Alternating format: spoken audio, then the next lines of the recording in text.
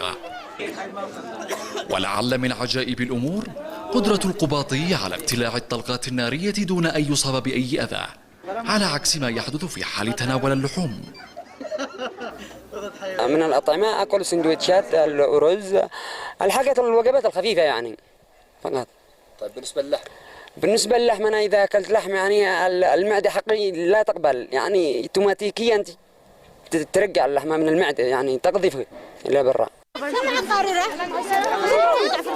في قارورة جابتها من الدكان ما جبتهاش من عندي، بلا تزنق لكن ما عجبنيش أنا الزنق. خلاص يلا. دقيقة ما اشربوش هذا. أنا أشتي هذا.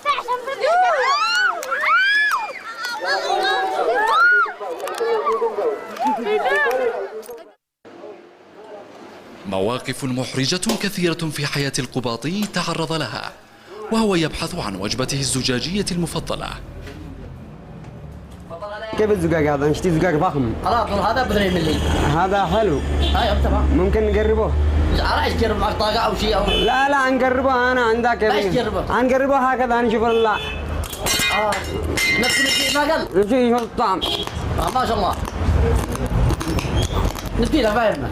الطعم حقه ما عجبني يا صاحبي. ما عجبني الطعم حقه متغير. الناس هنا يتناولون الطعام بينما القباطي يعكف على التهام وجبته المفضلة.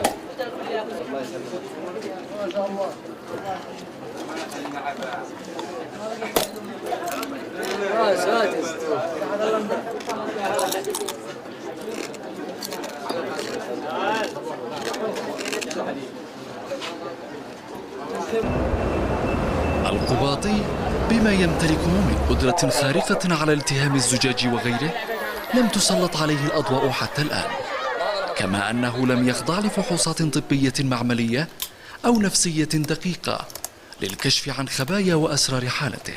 أدعو الأطباء سواء في اليمن أو خارج اليمن بالجلوس معي والنظر لحالتي وفحصها والبحث عنها. بسم الله.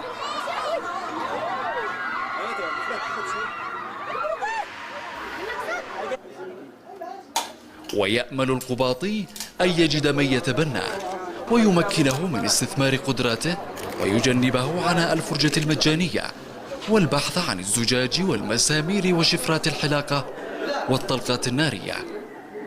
محمد العميسي لبرنامج ألوان السعيدة، صنعاء.